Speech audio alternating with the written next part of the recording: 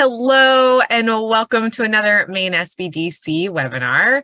My name is Kelsey Reardon and I'm with the state office hosted by the University of Southern Maine right in Portland.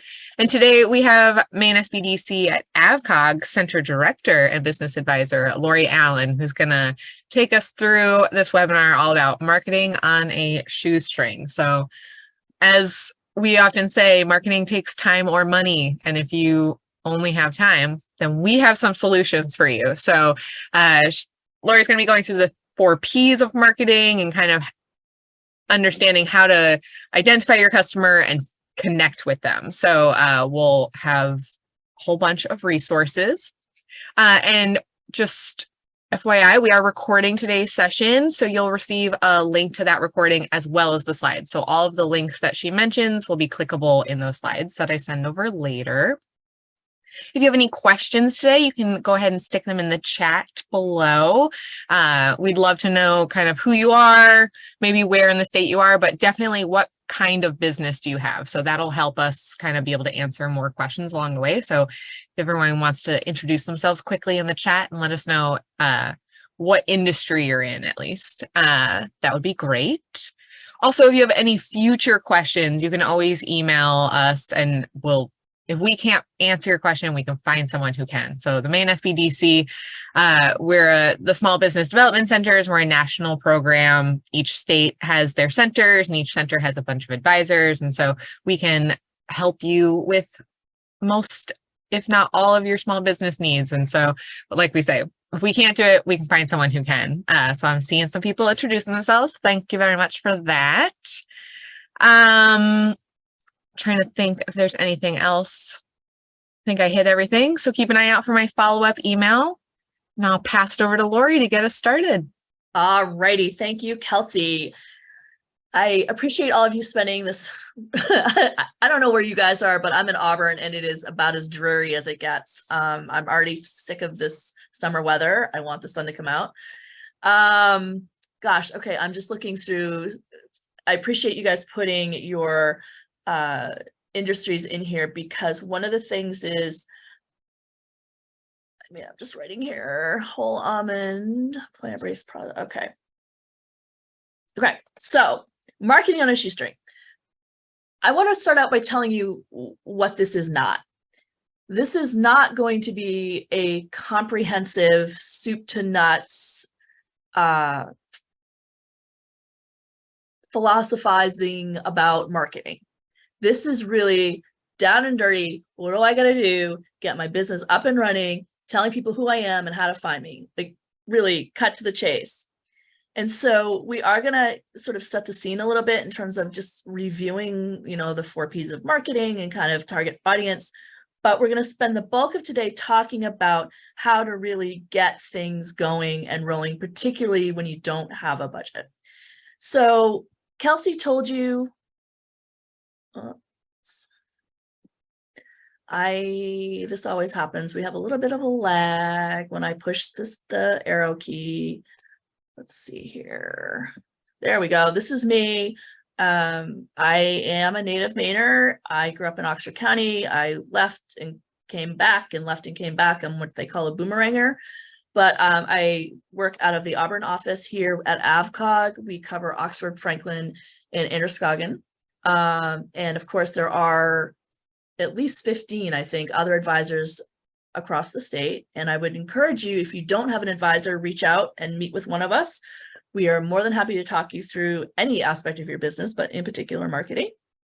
And this is how you can get in touch with me. And Kelsey told you about us, but the Maine SBDC, we do provide, it's totally free, it's confidential advising to Maine businesses. We've been doing this for over 45 years now. And like I said, we cover all sorts of locations. So we're going to dive in here to 4 P's of marketing. The first one is product. Product is what you sell or the services you provide. Okay. And, you can already see there's a nonprofit arts organization. A couple of artists are on here. We've got somebody in real estate and construction, somebody selling plant-based products. So whatever your product is, whatever you're selling, that's going to inform how you market your business. The second thing we talk about a lot is your price. Now, pricing, you may be selling really high-end art. Maybe your paintings are selling, you know, $1,000, $2,000, $3,000, or maybe you're doing pottery. You're offering pottery classes, and it's a couple $100 for a 4 to 6 week session, right? So the type of pricing you are, that's going to determine your market.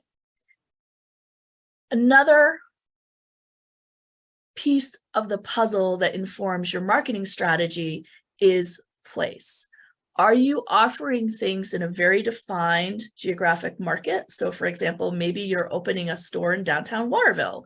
That is going to determine your geographic marketing territory. On the other hand, maybe you are selling online nationally.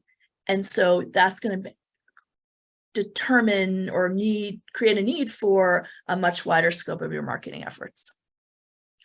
And so when you take all these three things, product, price, and place, you can kind of figure out, okay, how am I going to promote my business? What's my strategy to do this? What are the tools I need to do this? The first thing, anyone, I don't care what you're selling, what you're doing, you need to define your target market. One of the best ways to save money on your marketing is to understand where your target market, who your target market is, and where they are. And so there's tons of different demographics that you can look at to determine this. But the three that are the most important for me and the businesses I tend to work with are age, gender, and annual income. Those three pieces of the pie are going to tell you an awful lot about your target market and where you need to be putting your marketing efforts. So for example, if my target market are millennials, well, I know that they use Snapchat and TikTok, maybe Instagram. And so I'm not going to bother prioritizing a Facebook page if that's my target market. On the other hand, if my target market is women over 40, I'm on Facebook. Now, I have a lot of clients who come in and say, I don't want to do social media. I don't want to do Facebook.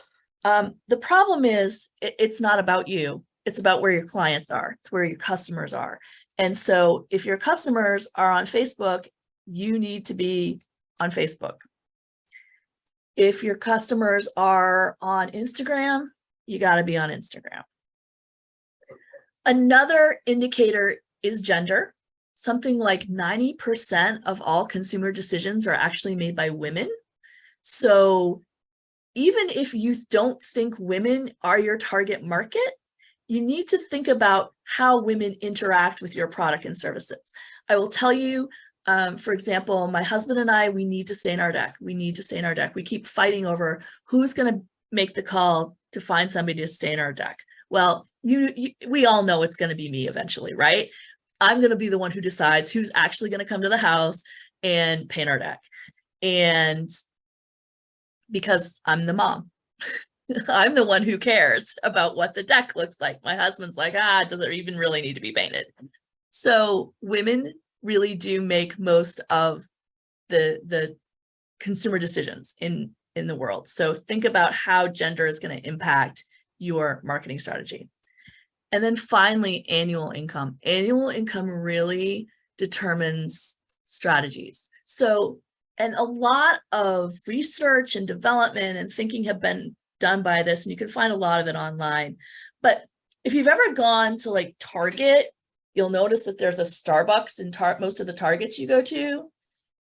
If you go to Walmart, most of them have Dunkin' Donuts. And that is not by accident. That is a very targeted marketing decision because they found that people, women who shop at Target tend to drink Starbucks, whereas women who shop at Walmart tend to like Dunkin' Donuts. And then there are people like me, I go to Target, but I live on Dunks. But these commonalities as consumers, we make these choices, and every time you use one of those consumer cards at the grocery store, they're tracking what you're buying, and they're putting you into little pinholes. and saying, oh, okay, she bought Tide this week and she buys it every other week. So we know she buys Tide. And so we're going to send her coupons for Tide. And then the third piece is that annual income. And so we really want to look at, are we selling high-end items? If so, we need to find out where the folks who have that higher income are. Alternatively, if we are selling lower end items or lower priced items or services, then we know that we can go to a lower annual income. Those three pieces, when you put them together, are going to give you a pretty good idea of where your target market is. Another piece of this is your niche. Looking at what things do your customers or clients have in common. Maybe they are outdoorsy. Maybe they're health conscious. Maybe they like to knit. Maybe they like to drink wine. There's a great store in downtown Norway who actually, it's called Fiber and Vine. And on one side they have yarn and knitting. The other side they have wine. It is a great complementary business.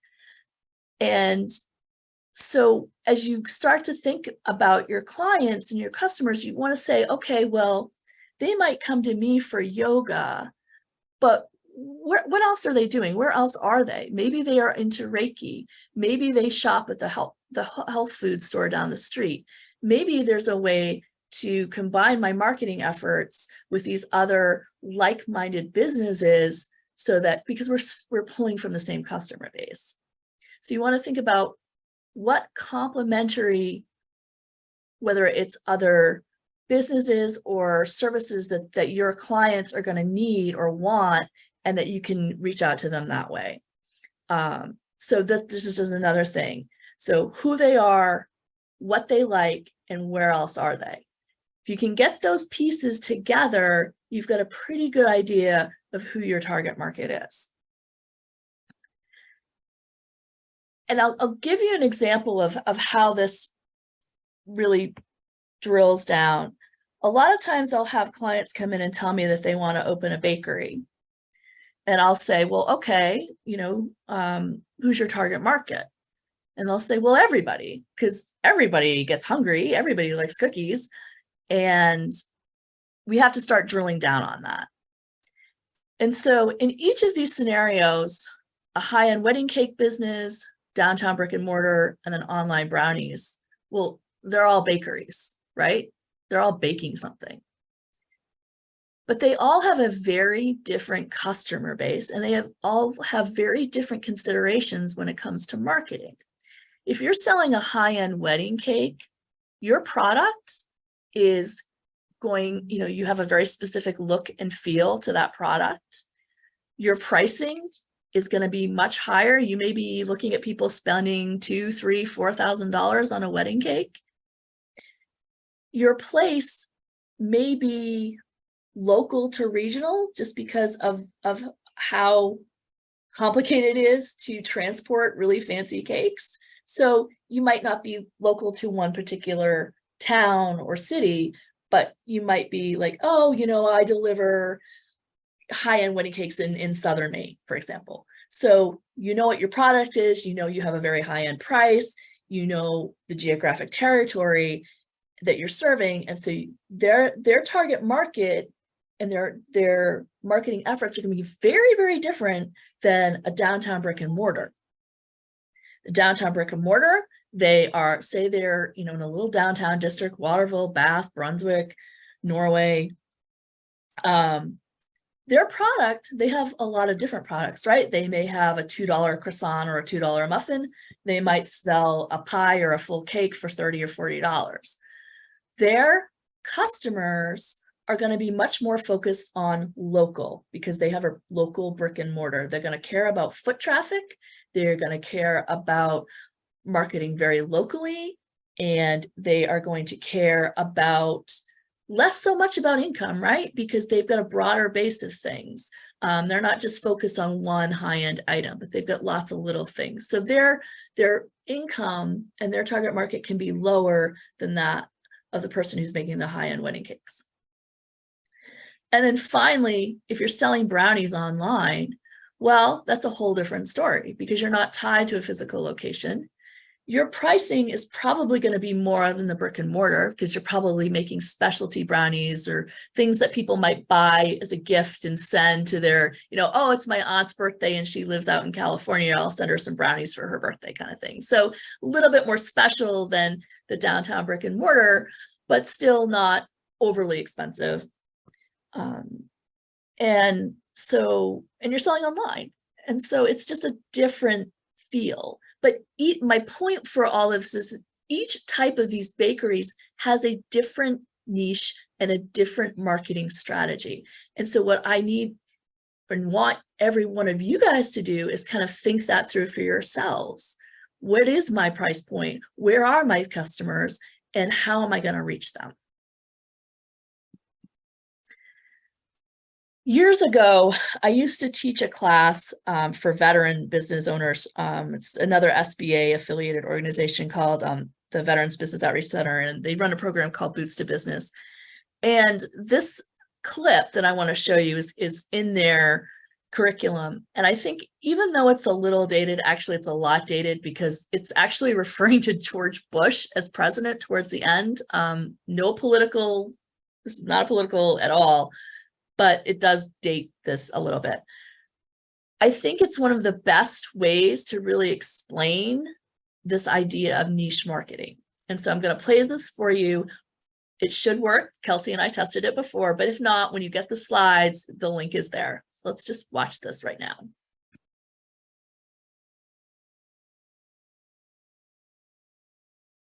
The sixth thing is to niche thyself.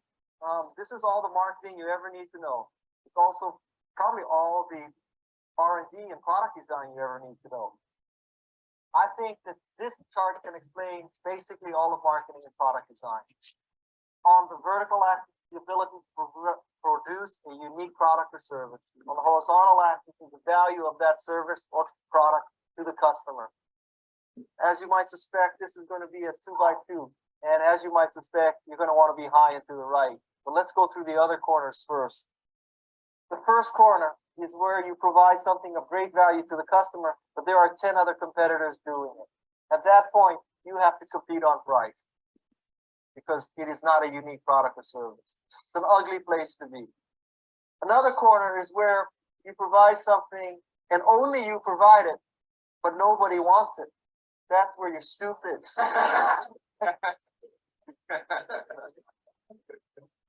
In lower and to the left is the absolute worst corner. That's where you provide something that nobody cares about, and there are 10 ways to get it, and that's over here. That means you're a .com company. The prototypical example of a .com company was the ability to buy dog food online. That's why there's a dog food picture. At the height of the .com phenomenon, you could buy a case of dog food online for 10% than what you would pay for by driving to a brick and mortar store, a PetMart or a Petco, right? You could save 10%. However, dog food is so heavy that you would pay $10 in shipping, which would be more than compensate for the 10% discount. So in effect, dog food was of no value to the customer buying it online. However, there were 6 ways you could do it. There was pets.com, mypets.com, nepets.com, mypets.com, lastminutepets.com, discountpets.com. There's 16 ways to buy dog food for more than you would pay in a store. That explains the .com phenomenon. So the holy grail of positioning in product design and marketing is to figure out how the hell you get into that corner where you are the single white tulip in a field of crappy other tulips. How do you do that?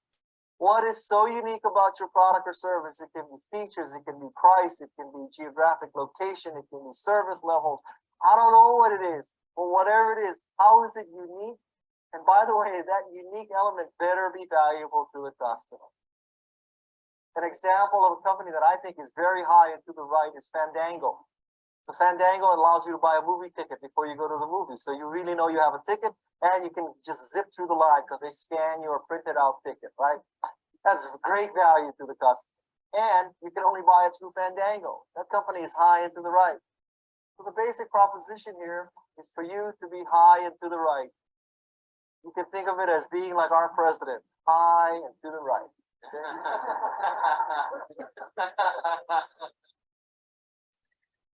So, and I think one of the things during COVID is the folks who really got through COVID and got through COVID well did this. They found a way to provide value to their customers. And a lot of that was through additional services. So whether it was curbside service, I will tell you, as a business advisor, we're not supposed to like advocate for a certain business, but there's a certain regional toy store in the, Niche thyself. oh shoot, This it's is going all the again. marketing you ever Sorry. need to know.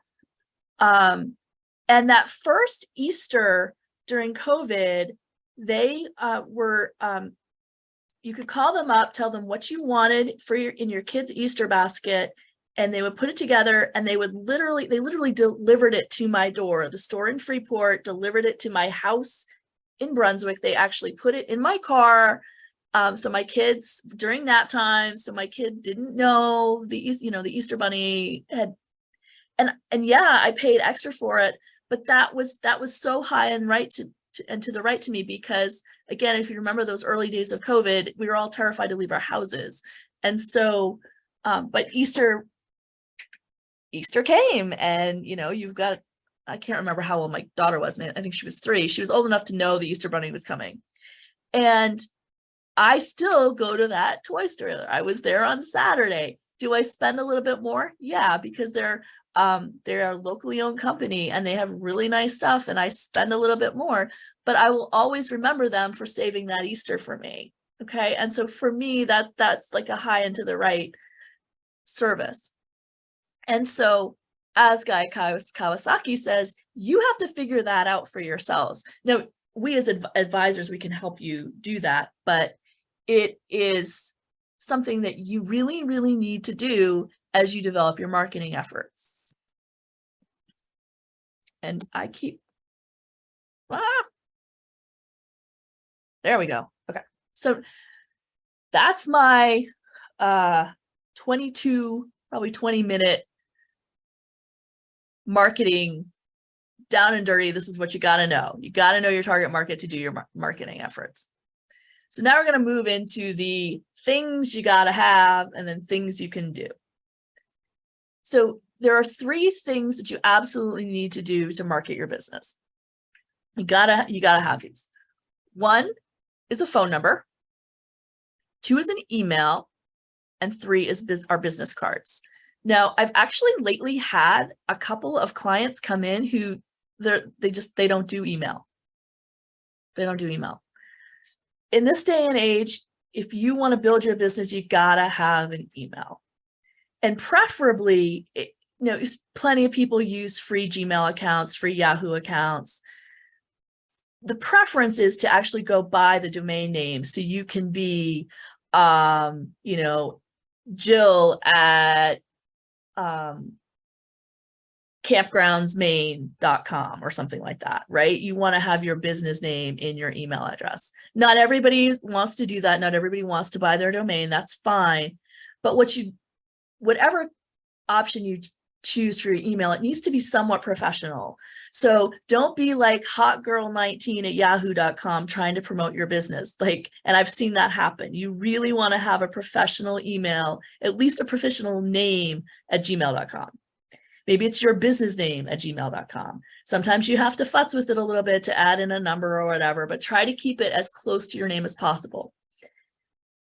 Got to have a phone number and business cards. Now, business cards, you can get them very inexpensively. You can buy business cards for $25 through Staples or other big box retailers. You can do them online. All sorts of ways to design these.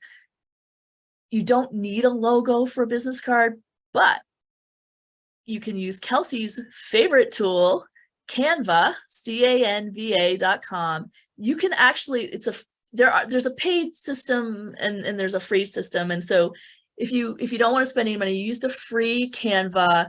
You can create your own business cards. It is pretty easy to figure it out. It's pretty click and learn, click and play, plug and play. That's what I'm looking for. And you can pick out stock designs. You can choose the colors you want. Very easy. Download the PDF and then go have them printed. Again, don't have to spend a ton of money on business cards, but you have to be, you gotta have something. You gotta have something. And yeah, lots of people are talking about Canva. Yeah, it is a design tool for non-designers, absolutely. But even our design folks like it too. So that's the basics. You have those things, you can go out, you can network, you can do a bunch of things with that. Then step 2. Now, believe it or not, I have met a number of people who do their business from their cell phones, their smartphones. They use QuickBooks, the app. I don't know how. I'm too old, even with my progressive lenses, to be able to see, but people do it. You really need, a computer or a tablet or something to actually, keep your business together. Another thing that's really good to have, now obviously that is not free. Smartphone, tablet, those aren't free, but you kind of need to have those to do your marketing or be able to borrow one at any rate. Another thing that you really encourage you folks to do is set up a Google business page. Now this is free. And in the SBDC YouTube library, one of our marketing specialists did a good tutorial video on how to put a Google business page together. It is free. It does take a little time because they have to confirm that you exist and that your business is real and that sort of thing. But that way, it's a good marketing tool, and it also helps sort of legitimize your business, right? Because even if you don't have a big fancy schmancy website, you do have a web presence. And so someone can Google you or Google kitchen store Maine and you'll come up. And that helps people know, again, that you're real and that you exist. Also, look into like the free social media. Now, one of the things as a business advisor, I see a lot of businesses coming, in and out my door. I'd say 95% of them have a Facebook page. They use their Facebook pages because Mainers, we use Facebook. I don't know why.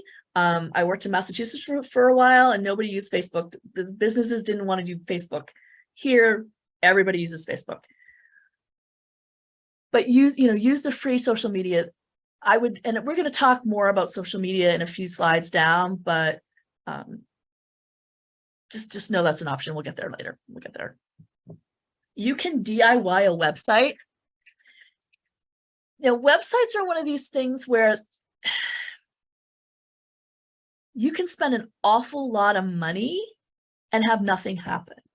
Websites are not a build it and they will come entity, right? And I have a lot of clients who will hire web designers, and they'll spend it $5,000, $10,000 to build this beautiful website. And then they're like, well, I'm not getting any traffic. Why aren't people coming to my website? Well, because there's more work to be done. And so, but you can, and I've seen this done very effectively using tools like Wix or Squarespace. There are ways to do a DIY website where, and again, it's a lot like Canva, a little bit more complicated, but you can kind of plug and play. You can at least put a landing page together that looks pretty good, have your contact information. And again, it's a way to legitimize your business, but and then as you grow and you're able to spend more, then you can hire somebody to develop that website and make it more professional. So that's an option as well. And then you may want to do some sort of flyer or brochure. Again, Canva is a great tool for this. Even just a Word document. And this is something that, depending on your business, you may put up around town. So for example, if there's an arts nonprofit, for example, if you had programming going on, you could do a flyer, make sure it's up at the library, distribute it at the local downtown businesses, that sort of thing. Photographer, I don't know exactly what kind of photography you do. I missed that, but if you had brochures at all like the folks, say you're a wedding photographer, you want to make sure that you had brochures at the different venues, or at a bakery that makes wedding cakes, right? That's another low cost way to get the word out. Okay, now we're going to get into tactics. And I just want to be clear from the outset, not every single one of these tactics is going to fit your business. So as we go through this, you might want to think, well, Lori, I don't know about that one, but hang with me, because I promise something in there will work for you. And the first thing is networking. Everybody has to network. I don't care what kind of business you have. My dad owned a trucking company, and you know what? The Maine Motor Transport Association up in Augusta, they have an annual banquet, and my dad used to go. And my dad was a very taciturn, didn't want to talk to anybody kind of guy. He's very, he went. And so no matter what your industry, there's probably some sort of networking event that you can plug into, whether it is in your industry, geographic. Chambers are great for this. The one thing, no matter what kind of networking you're doing, you got to have an elevator speech, an elevator pitch. And there's tons of information. There's probably a webinar or two in our library of how to do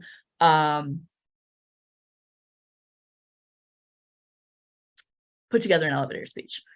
So that's really important. You need to be able to tell somebody very succinctly, this is what I do, and be able to launch a conversation on from there. But so look at geographic. So if you are a local business owner, you got to plug into your local chamber of commerce, whether it's their, there are some really fabulous chambers of commerce here in Maine, plug into them. Sometimes it does cost to join, but a lot of the chambers do have sort of new member pricing, or you may be able to go, you kind of a pay as you go thing, like pick a couple of events to go to and just pay the non-member price. But again, it's in the grand scheme of things, it's a very low cost way to get to know people in your area and to promote your business. Industry-based networking opportunities, customer focused, maybe there's some identity-based ones. So there may be an LGBTQ business group, there's Black-owned Maine, there may be other organizations out there promoting businesses that represent you. Another overlooked way of networking, though, is simply having coffee with someone, just one-on-one. Hey, I'm a photographer and you're a wedding cake designer. Why don't we sit down and have coffee and just chat about our businesses and what we're seeing, and getting to know each other? Because here's the thing, at the end of the day, you're selling to people. It's about the relationships we foster with our clients and our customers. And you got to start somewhere. And a lot of times that's with networking. Now, I know I am despite what I do for a living, I am the most introverted person on the planet. Networking for me, I'd rather hide under the table. And it's true. It's not my favorite thing to do. But I actually did a webinar a while ago, and it's literally called Networking for People Who Hate It. I promise you, no matter what your inclination, you can learn to network, and you can learn to actually enjoy it. I enjoy it now. 20 years ago, I did not enjoy it. It's a skill, but it is a skill you can learn. You just have to want to learn it. But networking is one of the most inexpensive ways to market you and your business.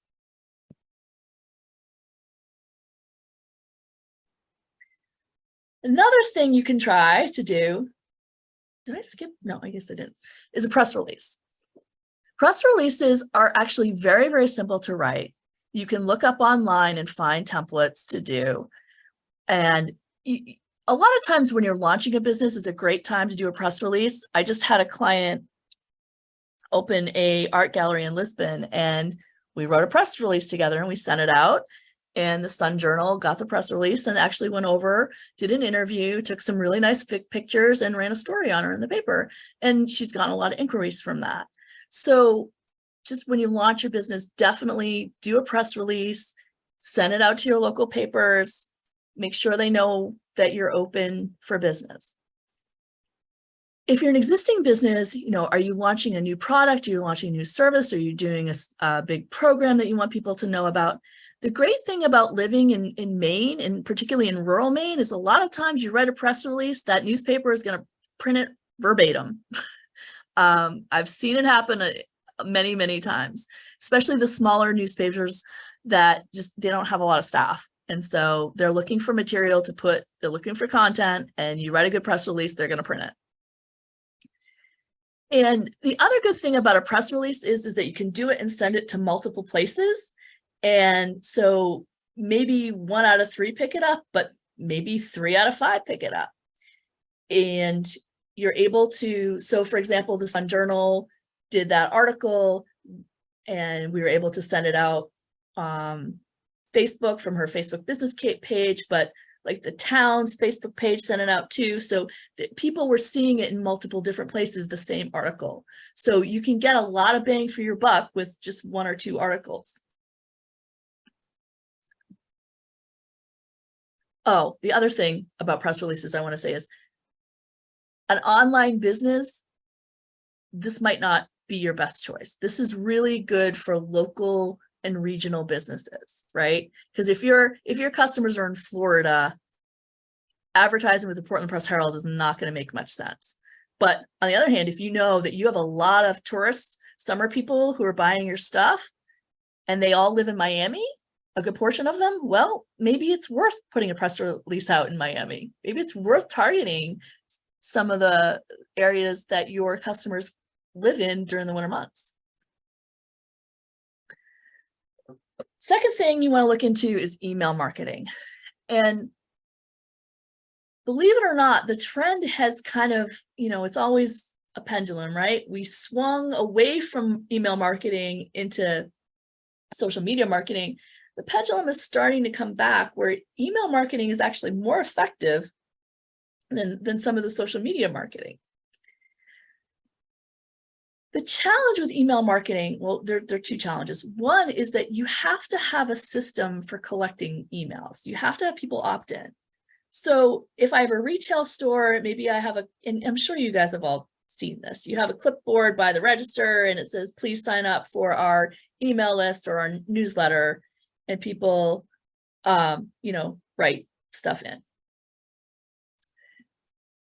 Maybe you have an online website, you want to collect emails, sign up here, do it that way. Lots of different ways, but you got to have a system because these emails are not just going to like magically appear. You got to have a system for collecting them. Then you need a system for sending emails. And again, I have seen people use Excel spreadsheets that were really great at Excel. Some people create their own databases. There are a number of products out there. Some, some are free, start out free, and there's different tiers of pricing, and you'd want to figure out what was best for your company.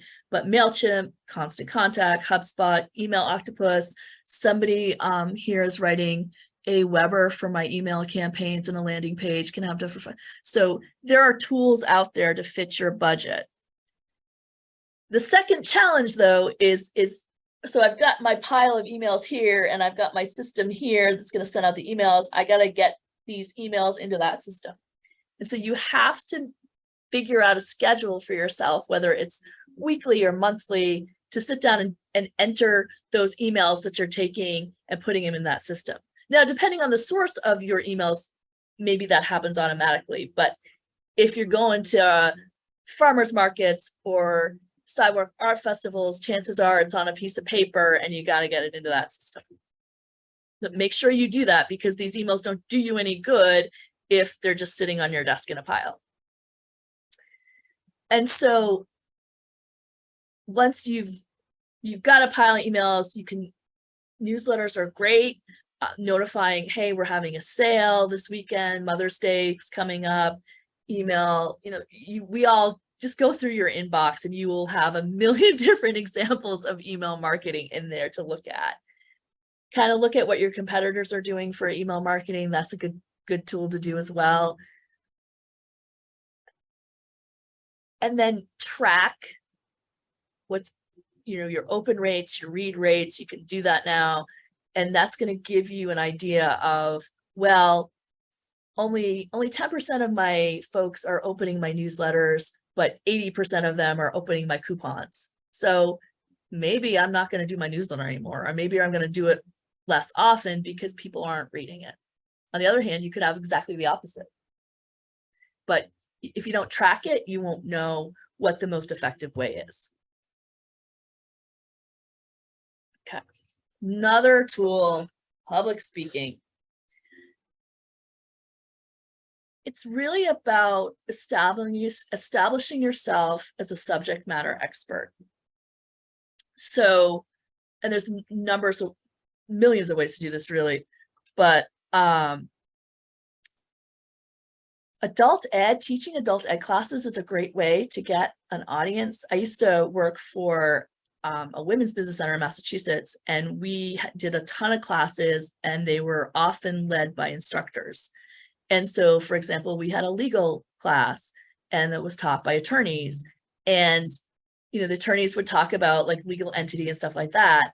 And it might be 3 months later, 6 months later, but eventually some of those people who attended their class would knock on their door and say, hey, you taught a class that I went to, and now I need an attorney. Can you help me? And so depending upon what your profession is, depending on what your business is, that might be a good in. Like you're not doing it to get clients. You're doing it to help people understand the industry, but as a byproduct of that, you may get some clients in. Zoom webinars, you do a YouTube channel. You can monetize some people. If you get big enough, you can actually monetize those. Facebook Live, TikTok. You could also, chambers of commerce and other, where industry organizations are always looking for speakers at events to do trainings and that sort of thing. You may be able to tap into that. There are online course. I don't even know how to explain them. Like Udemy is a good one where you can actually set up a course online and it kind of lives there and people pay to take the class, and you might get follow-up business from that. And then another thing you can try is a podcast. Podcasts have become very, very popular, and they're pretty easy actually to put together. You do need a little bit of tech savvy, but not a whole lot. And again, it might be a great way of establishing yourself as the subject matter expert. Similarly, instead of talking, we're writing, whether it's an article or a blog. You could do it in print, local newspapers, online. Maybe you're doing something so cool and creative that your local newspaper will actually give you a column, right? That would be awesome. Business publications, if you're an expert in your industry, you can get some articles placed, trade publications, blogs, or on your own website, you can write articles and blogs too. And this is a way of driving traffic to your website, but again, establishing yourself as a subject matter expert so that when people are looking for someone in your industry, you come up as a good option for them. Social media marketing. This is where, and everything we're talking about, knowing your target market is really, really important, but this is where it really comes in, because I would so much rather have, sorry, I got ahead of myself here. I would so much rather have people do 1 or 2 sites well than try to do every site and have a presence on there, because number one, as a small business owner, chances are you are the social media marketing manager, and this can get like this is part of Kelsey's full-time job for the SBDC, right? This is a lot of work. So figure out where your target market is and just look online. There's all sorts of studies and info online that you can do this, and choose the one that makes the most sense for your customers. And again, a lot of folks are like, I don't want to do Facebook. Well, if that's where your customers are, you got to be where they are. Another thing you have to keep in mind too is that there's this trend towards more videos. And me with the gray hair, it drives me nuts. I'm tired every time I go to a website. I don't want to necessarily sit there and watch videos. I like the pictures. I like the stories that go with the pictures. But video is very popular now. And so you got to think about too, your products and services. So if you have a very visual business, certain social media platforms work much better than others. And it's interesting because businesses where you didn't think were visual actually do really well. So for example, cleaning businesses, if you can show hey, we went in and we cleaned the grout on the shower, and you have the ugly before picture where it looks like a crime scene because there's so much mold and yucky stuff in the shower, and then the after where you've cleaned it, it's now all nice and sparkly, that really translates well, Instagram and TikTok kind of stuff. And you'll see there's this huge boom in cleaning TikToks and Instagram accounts. It's very either that or they just are targeting me because they know I'm a mom. But at any rate, visuals are really key and can help you figure out which platform is best for you. The other thing again is much like a website. Just because you build it doesn't mean people are going to flock to you. You got to promote it. And so that may mean promoting it to your friends and family, putting these little icons in your email signatures, like follow me on Facebook, putting on your business cards, all sorts of different ways to promote it, but you really do have to promote it. And the other piece is that you have to post consistently. And again, this goes back to do 1 or 2 of these well. So you can set up a system, or you can say, okay, every Wednesday, I'm going to post what's in my store this week. Every Wednesday, I'm going to run a coupon. I don't care what it is, but be consistent. There are site aggregators out there that will help you send your posts to multiple platforms. There are a bunch out there. They have varying costs, just like everything else. But if you feel like you're going to be attracting your customers via social media, it might be worth considering once you have the budget to do so. So you're not like, oh, I got to post here and post there and post everywhere. You post into 1 or 2 things at the same time. One of the things you may want to spend a little money on if you're doing a lot of social media, if you're doing a lot of videos, or if you're doing a podcast, ring light, microphone, phone stand, and also a little audio mixer. And this stuff, might cost you a couple $100 if you went with the whole thing. But again, in the grand scheme of things, it's not thousands of dollars, but it enables you to put together a nice video, a nice presentation, a nice podcast, and help you do some marketing. And finally, success. How do you know it's working? I've been doing this long enough that I have a lot of horror stories, and I will never forget. I was in Massachusetts, and I had a client who decided to run some radio ads, and I still to this day don't quite understand what happened, but basically she didn't understand her contract, and she wound up with a $70,000 bill from the radio station that she didn't expect and couldn't pay and got no clients from.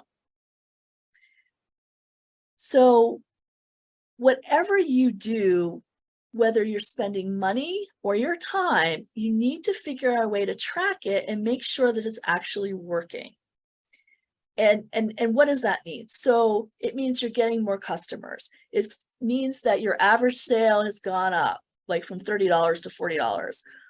Or it means that you've got increased followers and interactions that you can then, keep trying to get those sales from. You want to see something working. and really track your return on investment. And again, it's not just the money you spend, it's the time. If you are spending 6 hours a day on social media marketing and you're not getting any leads or sales from the social media platforms, then you're doing something wrong. You need to either cut back on the social media platforms that you're doing, or say, I'm going to do this for an hour a day, or you got to fix it, because your time is money. If you're spending money on social media and you're not selling, you're not networking, you're not making contacts. I think one of the biggest mistakes we do, we focus a lot on tracking our money, our expenses, but we don't always necessarily track our results. And that's what I want you to kind of, as you're developing this marketing strategy and your marketing plans, make sure you've built in some time or a few bucks to track this. There are ways to do it. There's tools out there, but this is really, really, really important. Okay, so that's the end of the formal presentation. Do we have any questions that we want to, you can feel free to unmute or just put it in the chat. We've got about 10 minutes. We haven't gotten any questions yet, but we had a lot of good commentary. We did just get one question asking, are press releases free? So in theory, yes, you would make it. Yeah. There's a format, it's sort of like the date, and, you kind of write a press release like an inverted V. So, the headline, and then I always like to put a quote in from the business owner, and then you kind of go down, and then at the end there's like 3 pound signs. I have no idea why, but that's how you end a press release, is 3 pound signs.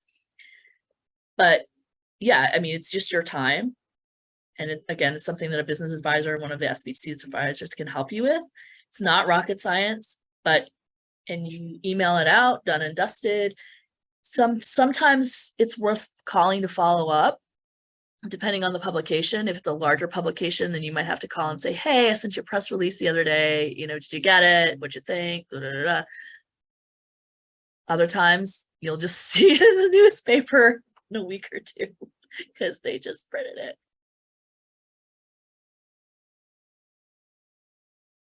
I just responded to Danielle. Send me an email and I'll respond with that proof that you're looking for. Awesome.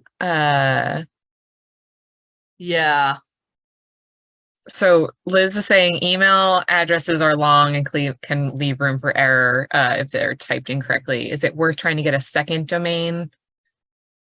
So here's the thing, and this is where going way, way, way back to choosing the name of your business, right?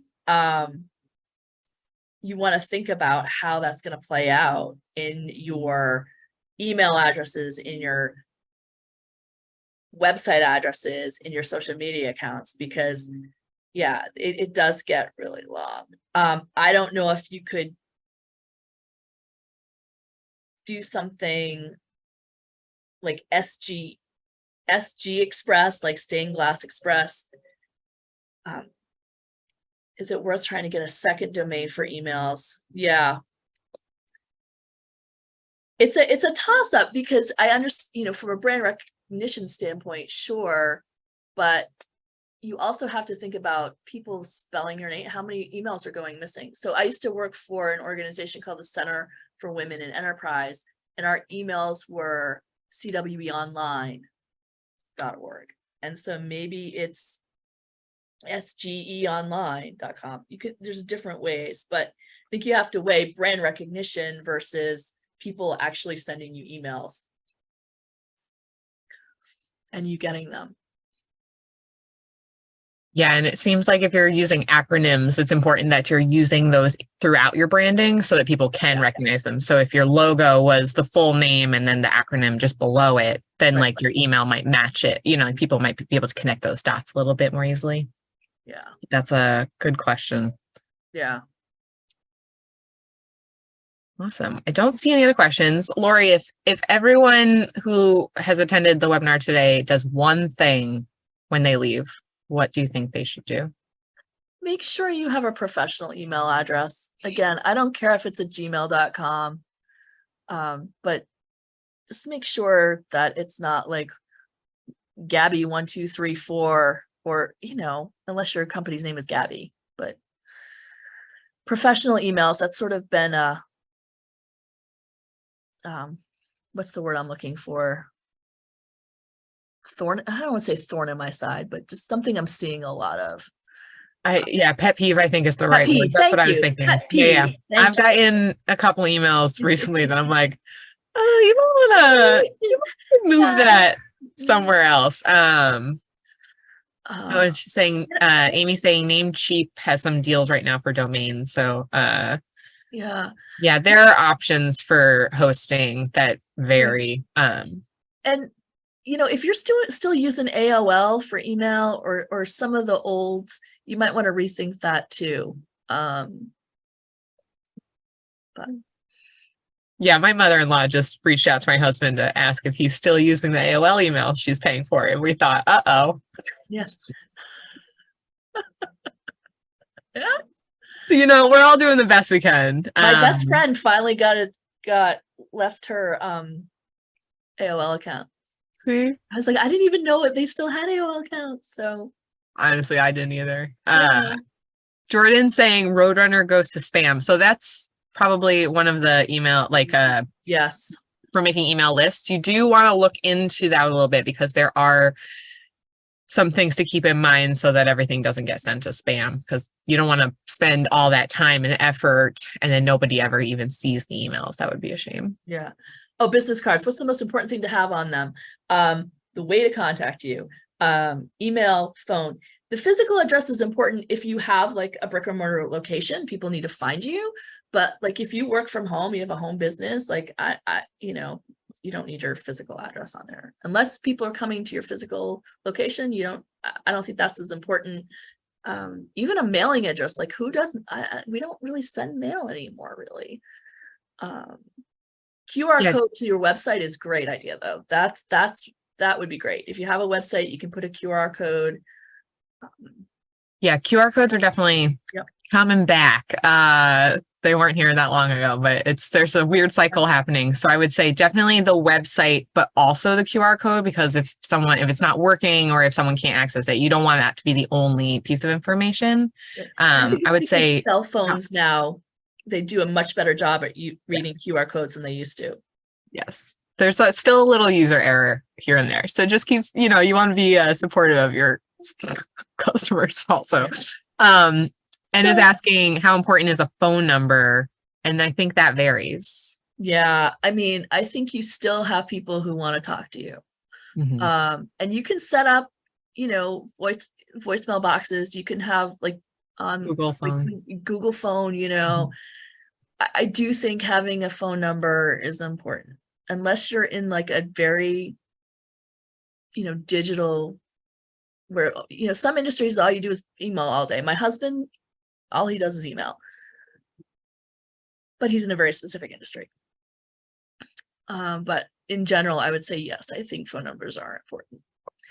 Let me just ask, is there anything today, like you wanted to talk about today that we didn't cover, and either we can touch on it briefly, or even, we're always looking for webinar topics. We want to know what people want to learn about and need to learn about. So if there's anything we didn't cover, please. Yeah, go ahead. You could drink your, I'll explain. So yes, any topics, I was laughing because I wrote down, we don't actually have a webinar about developing an elevator pitch, and that would be an excellent session. Guess what I'm doing next month.